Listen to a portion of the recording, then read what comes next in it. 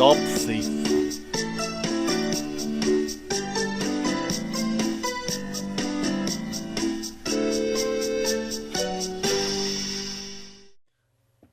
Thomas stood at Farquhar, the top station on his branch line. He had run round Annie and Clarabel after the morning journey, and was enjoying a short rest before the run back down the valley. His driver and fireman stood beside his cab, talking to the guard who had brought startling news.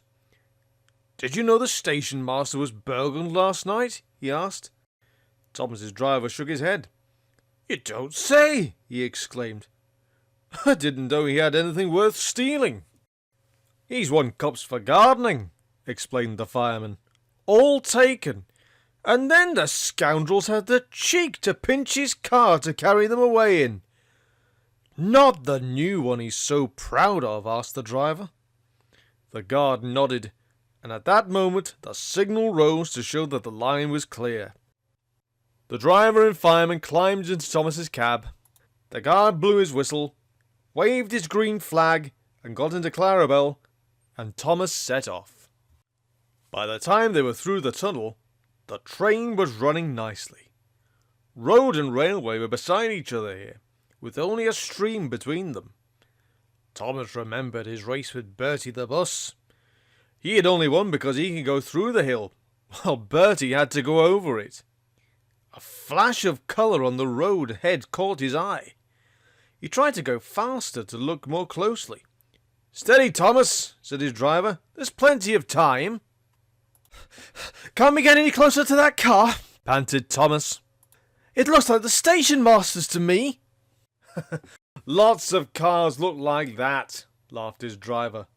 But he opened the regulator and they began to draw level. There were 2 men in the car. They waved when they saw Thomas and tried to go faster. "That's the car all right, Thomas," said the fireman. "And those 2 must be the thieves. But we can't stop them. They'll be long gone before the next station." "We need pencil, paper, and something to put a note in," said the driver. "We'll throw a message out of the next signal box." Quickly, he wrote the note, and they put it in the fireman's empty lunch tin. Then, drawing ahead of the car, Thomas whistled to attract the signalman's attention.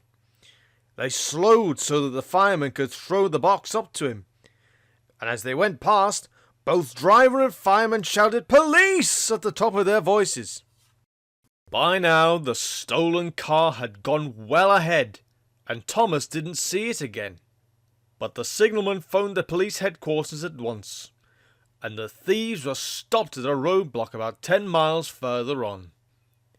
That afternoon, the Fat Controller travelled in Annie to Farquhar. When he got there, he and the station master climbed onto a porter's trolley. They told the passengers the whole story, and the station master thanked Thomas, his driver and his fireman for their prompt action.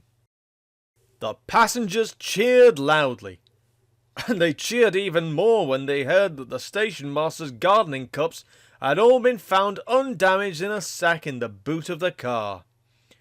"A long time ago," said the Fat Controller, holding up his hand for silence, "Thomas showed how valuable he is to the smooth running of my railway. I am sure that you will all agree that today he has once again proved himself to be a really useful engine."